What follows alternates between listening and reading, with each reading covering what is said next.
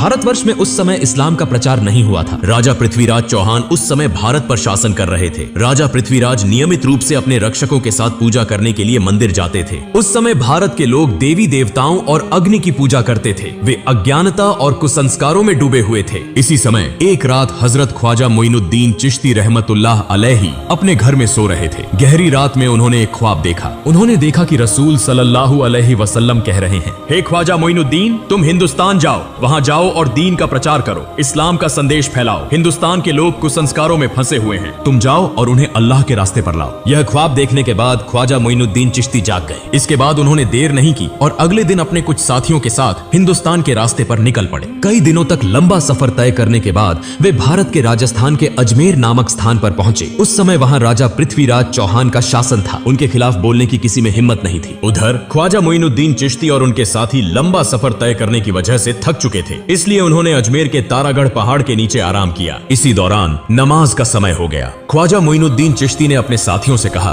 तुम पानी की तलाश करो क्योंकि वुजू करना जरूरी है, नमाज का समय हो गया है। तब उनके दो साथी एक लोटा लेकर पानी की तलाश में निकले। कुछ दूरी पर जाकर उन्होंने एक विशाल झील देखी जो आज के समय में आना सागर के नाम से जानी जाती है। वे आना सागर के पास पहुंचे और देखा कि राजा की सेना ने आना सागर को चारों ओर से घेर रखा है। उन्हें देखते ही सैनिकों ने पूछा, तुम लोग कौन हो? इससे पहले तुम्हें यहाँ कभी नहीं देखा, यहाँ क्या चाहिए? साथी दोनों ने कहा, हम ख्वाजा मोइनुद्दीन चिश्ती के शिष्य हैं, हम यहाँ वुजू करने के लिए थोड़ा पानी लेने आए हैं। यह सुनकर वहां मौजूद सारी सेना जोर जोर से हंसने लगी और कहने लगी, क्या तुमने राजा पृथ्वीराज का नाम नहीं सुना? उनके आदेश का उल्लंघन करने पर कठोर सजा मिलती है। इस झील से कोई और पानी नहीं ले सकता। पानी को हाथ लगाना भी मना है क्योंकि इससे पानी अपवित्र हो जाएगा। यह कहकर उन्होंने उन दोनों को भगा दिया। दुखी मन से वे दोनों ख्वाजा मोइनुद्दीन चिश्ती के पास लौट आए। तब ख्वाजा मोइनुद्दीन चिश्ती ने पूछा, तुम्हारे साथ क्या हुआ? क्या तुम्हें पानी नहीं मिला? उन दोनों ने कहा, हुजूर, पानी तो मिला लेकिन हमें पानी नहीं दिया गया। उन्होंने हमें भगा दिया और कहा कि राजा पृथ्वीराज ने किसी को भी इस पानी को लेने की अनुमति नहीं दी है। उनके आदेश का उल्लंघन करने पर कठोर सजा दी जाएगी। उनकी सारी बातें सुनकर ख्वाजा मोइनुद्दीन चिश्ती ने अल्लाह के दरबार में दुआ की और फिर उनसे कहा, तुम लोग आना सागर के पास जाओ और कहो कि ख्वाजा मोइनुद्दीन चिश्ती ने हमें भेजा है। इसके बाद वे दोनों साथी फिर से वुजू का पानी लाने के लिए निकल पड़े। जब वे आना सागर के पास पहुंचे तो सेना ने उन्हें रोककर पूछा, तुम लोग फिर क्यों आए हो? उन्होंने कहा, हम वुजू का पानी लेने आए हैं। सेना ने कहा, हमने कहा था कि पानी नहीं दिया जाएगा। अगर राजा पृथ्वीराज चौहान को पता चला तो तुम्हारी जान तक जा सकती है। हम किसी भी हालत में पानी नहीं देंगे। तब उन्होंने कहा, हम तुमसे पानी नहीं मांगेंगे, हम आना सागर से पानी लेने आए हैं। यह सुनकर वहां मौजूद सारी सेना जोर जोर से हंसने लगी। उस समय उन्होंने अल्लाह के दरबार में दुआ की और अपने हाथ में पकड़ी लोटे को आगे बढ़ाकर कहा, हे आना सागर, हम ख्वाजा मोइनुद्दीन चिश्ती रहमतुल्लाह अलैहि के शिष्य हैं। ख्वाजा मोइनुद्दीन चिश्ती ने हमें यहाँ भेजा है। अल्लाह के हुक्म से इस लोटे में आ जाओ। यह कहते ही एक पल में आना सागर का सारा पानी लोटे में समा गया। इतना अद्भुत और चमत्कारी दृश्य देखकर वहाँ मौजूद सारी सेना हैरान रह गई। तुरंत ही उन्होंने कलमा पढ़ा और इस्लाम स्वीकार कर लिया। लेकिन वहाँ कुछ कट्टर हिंदुत्ववादी भी थे। उन्हें लगा कि यह कोई जादू का प्रभाव है, इसलिए वे यह खबर देने के लिए राजा पृथ्वीराज चौहान के दरबार में भागे। राजा पृथ्वीराज ने जब उन्हें देखा तो पूछा, क्या हुआ? तुम्हारे चेहरे पर इतना डर क्यों है? तब उन्होंने कहा, राजा साहब, बड़ी विपत्ति आ गई है। राजा पृथ्वीराज ने पूछा, क्या हुआ? उन्होंने कहा, राजा साहब, न जाने कहां से एक बड़ा जादूगर यहाँ आया है। देखने में वह फकीर लगता है, लेकिन उसने अपने जादू से पूरे आना सागर का पानी एक लोटे में खींच लिया। यह सुनकर राजा पृथ्वीराज को ऐसा लगा जैसे उनके सिर पर आसमान टूट पड़ा हो। उन्होंने अपने जीवन में कई जादूगर देखे थे, लेकिन ऐसा जादू उन्होंने कभी नहीं सुना था। उन्होंने इसे अपनी आंखों से देखने के लिए तुरंत अपनी सेना के साथ आना सागर की ओर प्रस्थान किया। जब वे आना सागर के पास पहुंचे तो देखा कि आना सागर में पानी की एक बूंद भी नहीं थी। उधर अजमेर के लोग बड़ी संख्या में ख्वाजा मोइनुद्दीन चिश्ती रहमतुल्लाह अलैहि को देखने के लिए वहां पहुंच रहे थे। ख्वाजा मोइनुद्दीन चिश्ती और उनके साथी नमाज पढ़ने के बाद वहां बैठे। तभी राजा पृथ्वीराज वहां पहुंच गए। उन्होंने देखा कि कई हिंदू पहले ही इस्लाम स्वीकार कर चुके हैं। यह देखकर राजा को भीतर ही भीतर बहुत गुस्सा आया। राजा पृथ्वीराज एक बहुत चालाक और कट्टर हिंदुत्ववादी था। उसने पूछा, तुम कौन हो और यहाँ कहाँ से आए हो? मैं अल्लाह के हुक्म और रसूल सल्लल्लाहु अलैहि वसल्लम के निर्देश पर यहाँ आया हूँ। राजा पृथ्वीराज ने कहा, तुमने अपने जादू से इस पानी को क्यों सुखा दिया? तब ख्वाजा मोइनुद्दीन चिश्ती ने कहा, मैं कोई जादूगर नहीं हूँ, मैं अल्लाह का बंदा हूँ। मैं अल्लाह का हुक्म पूरा करने के लिए यहाँ पानी लेने गया था, लेकिन पानी न देने के कारण अल्लाह ने इसे सूखा दिया। यह सुनकर वहाँ मौजूद सभी लोग आश्चर्यचकित हो गए और ख्वाजा मोइनुद्दीन चिश्ती रहमतुल्लाह अलैहि की ओर एकटक देखते रह गए। राजा पृथ्वीराज चौहान बहुत चालाक और मक्कार था। उसने समझ लिया कि यह कोई साधारण व्यक्ति नहीं है, इसलिए वह नकली आंसू बहाते हुए और झुककर कहने लगा, हमें सबके कष्ट सहने में कोई परेशानी नहीं है, लेकिन मासूम बच्चों और निर्दोष लोगों का ख्याल करके कृपया पानी को उसकी जगह वापस लौटा दें। यह मेरी आपसे विनती है। यह सुनकर ख्वाजा मोइनुद्दीन चिश्ती ने अपने दो साथियों को आदेश दिया कि वे लौटा लेकर आना सागर के पास जाएं। दोनों साथी लौटा लेकर आना सागर के पास पहुंचे और जैसे ही उन्होंने लौटा आना सागर में रखा, सागर फिर से पानी से भर गया। यह सब देखकर वहां मौजूद लोग हैरान रह गए। उन्होंने पूछा, आप किस देवता की पूजा करते हैं? ख्वाजा मोइनुद्दीन चिश्ती ने कहा, मैं अपने रब एकमात्र अल्लाह की इबादत करता हूँ। वहाँ मौजूद सभी लोगों ने कहा, हम भी आज से उसी एक अल्लाह की इबादत करना चाहते हैं। उस जगह के सभी लोगों ने एक एक करके इस्लाम स्वीकार कर लिया, लेकिन राजा पृथ्वीराज चौहान इसे सहन नहीं कर सका। वह बहुत गुस्से में राज दरबार लौट गया। अगले दिन पृथ्वीराज ने राज दरबार में एक आपातकालीन बैठक बुलाई। पृथ्वीराज ने कहा, किसी भी तरह इस फकीर को यहाँ से हटाना होगा, उसे खत्म करना होगा। अगर तुम्हारे पास कोई सुझाव है तो जल्दी बताओ। तब एक मंत्री ने कहा, राजा साहब, यह फकीर कोई साधारण व्यक्ति नहीं है, वह एक महान जादूगर है। अपने जादू के प्रभाव से वह सभी को एक एक करके इस्लाम में ला रहा है। एक दिन ऐसा आएगा जब भारत में हिंदू धर्म को मानने वाला कोई नहीं बचेगा। उससे निपटने के लिए हमें एक महान जादूगर की जरूरत होगी। तब वहाँ मौजूद एक सैनिक ने कहा, राजा साहब, हमारे देश में इससे भी बड़ा एक जादूगर है। पृथ्वीराज ने पूछा, उसका नाम क्या है? सैनिक ने कहा, उसका नाम है जयपाल जादूगर। पृथ्वीराज ने कहा, जाओ उसे हमारे दरबार में लेकर आओ। इसके बाद कुछ सैनिक जयपाल जादूगर से मिलने के लिए रवाना हो गए। कुछ समय बाद वे जयपाल जादूगर के घर पहुंचे और देखा कि जयपाल हवा में तैरते हुए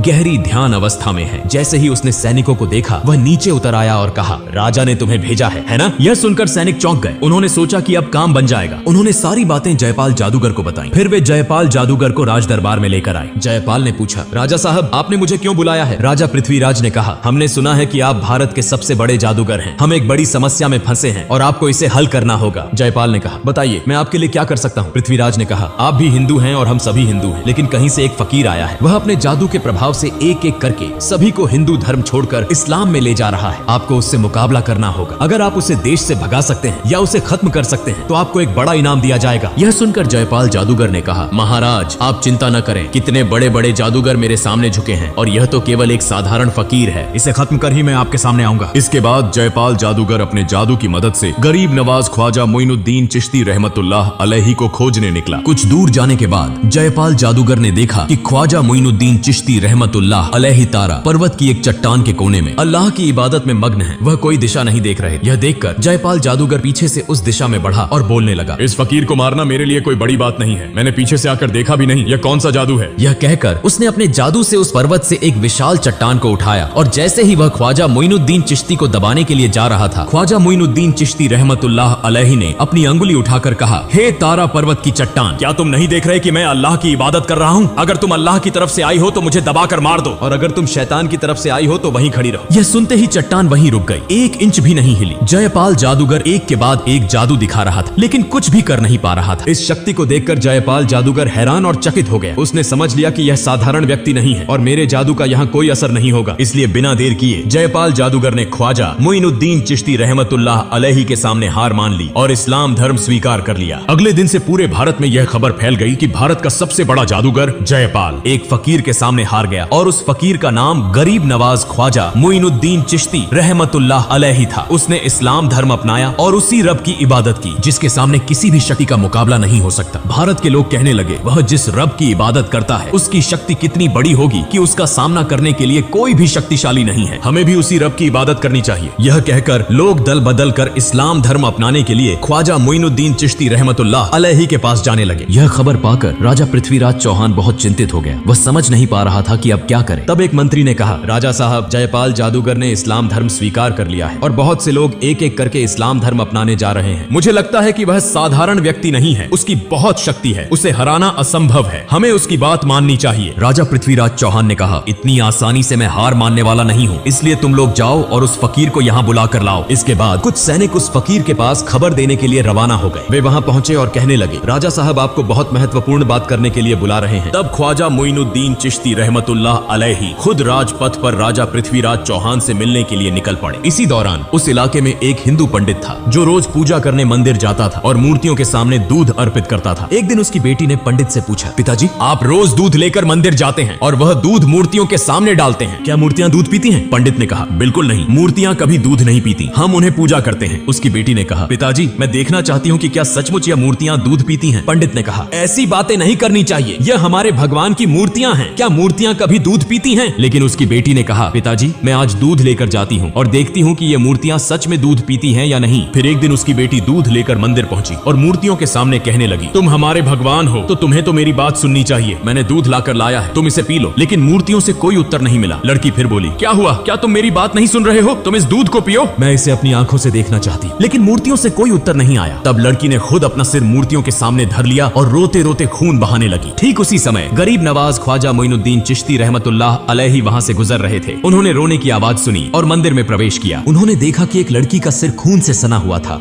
और वह जोर जोर से रो रही थी। तब ख्वाजा मोइनुद्दीन चिश्ती रहमतुल्लाह अलैहि ने उसे पूछा, बेटी तुम्हें क्या हुआ? लड़की ने कहा, देखिए बाबा, मैं दूध लेकर आई थी इस मूर्ति को खिलाने के लिए, लेकिन वह मेरी बात नहीं सुन रही है। तब ख्वाजा मोइनुद्दीन चिश्ती रहमतुल्लाह अलैहि ने कहा, माँ, मूर्ति कभी बात नहीं कर सकती और न ही खा सकती है। फिर लड़की ने फिर से अपना सिर झुका दिया और खून बहाने लगी। लड़की की इस भक्ति को देखकर ख्वाजा मोइनुद्दीन चिश्ती रहमतुल्लाह अलैहि हैरान हो गए। उन्होंने मूर्ति के सामने जाकर मूर्ति के कान पकड़ते हुए कहा, मैं ख्वाजा मोइनुद्दीन चिश्ती कह रहा हूँ, क्या तुम सुन नहीं रहे हो? इस निष्पाप लड़की को तुम क्यों रुला रहे हो? यह दूध पी लो। यह कहते ही मूर्ति ने दूध पीना शुरू कर दिया। यह देखकर लड़की बहुत खुश हुई और आनंदित होकर वहां से चली आई। जब लड़की गांव में पहुंची तो बहुत से लोग यह कहने लगे, यह लड़की शायद कोई गलत काम करके आई है। सब लोग उसे बदनाम कर रहे थे। अब हमारा क्या होगा? वहाँ लड़की के पिता भी उपस्थित थे। सब लोग कहने लगे, क्या हुआ? तुम्हारी यह हालत क्यों हुई? लड़की ने कहा, पिताजी, मैं मूर्ति को दूध पिलाकर आई हूँ। यह सुनकर सभी लोग हैरान हो गए और कहने लगे, यह लड़की झूठ बोल रही है। मूर्तियाँ कभी दूध नहीं पीती। वह अपनी गलतियों को छिपाने के लिए हमसे धोखा दे रही है। लड़की ने फिर से आंसुओं के साथ विनम्रता से कहा, मैं बहुत बार कहने के बाद भी जब मूर्ति ने दूध नहीं पिया तो मैंने अपना सिर झुका दिया और खून बहाना शुरू कर दिया। ठीक उसी समय एक फकीर बाबा वहाँ आए। मूर्ति के कान पकड़कर कहा, दूध पियो। और तुरंत ही उस फकीर बाबा के कहने पर मूर्ति ने दूध पीना शुरू कर दिया। यह देखकर वहाँ मौजूद सभी लोग चकित हो गए और कहने लगे, वह फकीर बाबा कौन थे? लड़की ने कहा, मैं उस फकीर बाबा को नहीं जानती, लेकिन लगता है वह कहीं आसपास होंगे। सभी लोग ख्वाजा मोइनुद्दीन चिश्ती रहमतुल्लाह अलैहि से मिलने के लिए निकल पड़े। इस बीच ख्वाजा मोइनुद्दीन चिश्ती रहमतुल्लाह अलैहि पृथ्वीराज के दरबार में पहुंच गए। पृथ्वीराज ने कहा, हे फकीर बाबा, आप क्या चाहते हैं? ख्वाजा मोइनुद्दीन चिश्ती रहमतुल्लाह अलैहि ने कहा, मैं भारत के लोगों को अंधकार से दूर करके कुरान की रोशनी से रोशन करना चाहता हूँ। मैं चाहता हूँ कि सब लोग तौबा करके अल्लाह के रास्ते पर लौट आएं, जो इस दुनिया के मालिक हैं, जो आखिरत के मालिक हैं, जो बोलते ही एक पल में सब कुछ कर देते हैं। हमारे सभी रोजी रोटी के मालिक हैं। जन्म और मृत्यु सब कुछ उनकी ताकत में है। मैं उसी महान अल्लाह ताला की इबादत करना चाहता हूँ। मैं किसी का नुकसान नहीं चाहता। जब वह ये बातें कह रहे थे तभी एक इस्लाम विरोधी व्यक्ति अपनी आध्यात्मिक शक्ति की परीक्षा लेने आया और कहा, अगर आप सचमुच आध्यात्मिक रूप से शक्तिशाली हैं तो पानी से आग बनाकर दिखाइए। ख्वाजा मोइनुद्दीन चिश्ती रहमतुल्लाह अलैहि ने अल्लाह का नाम लेकर पानी पर फूंक मारी और उसी पानी से आग निकलने लगी। यह अद्भुत चमत्कार देखकर वह व्यक्ति ख्वाजा मोइनुद्दीन चिश्ती रहमतुल्लाह अलैहि से इस्लाम धर्म स्वीकार कर लेता है।